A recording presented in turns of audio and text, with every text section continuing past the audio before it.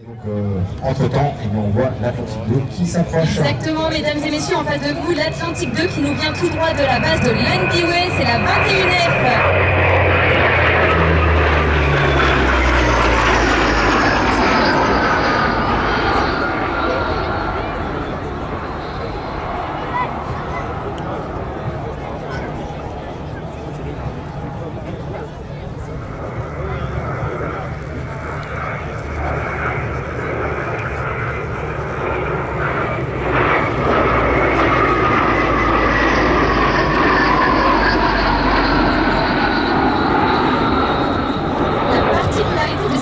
C'est qu'il évolue au ras de l'eau, à la poursuite des sous-marins.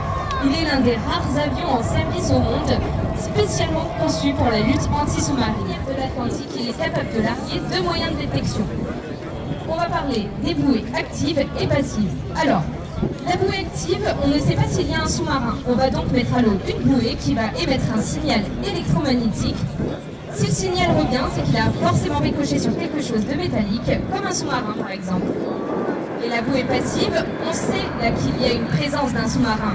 La bouée, elle va donc se comporter comme un micro, et à partir du bruit, l'acousticien va pouvoir déterminer de quel type de sous-marin il s'agit.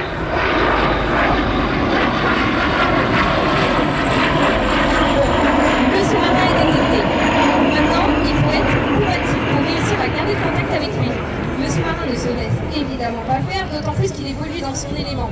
Il faut donc optimiser le largage de ces bouées pour maintenir ce travail en équipage. Il y a également le TACAE, c'est lui le responsable de la conduite tactique.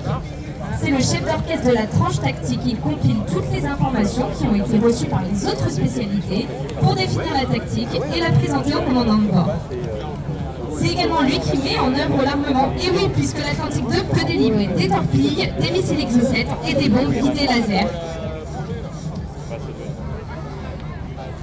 Alors que l'Atlantique 2 revient en face de vous, train sorti.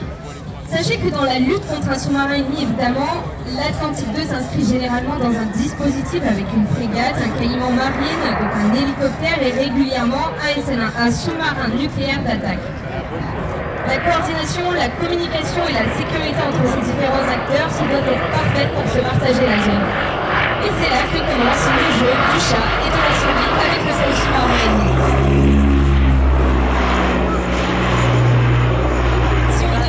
Et cette lutte en 3 mots, ce serait détecter, identifier et détruire.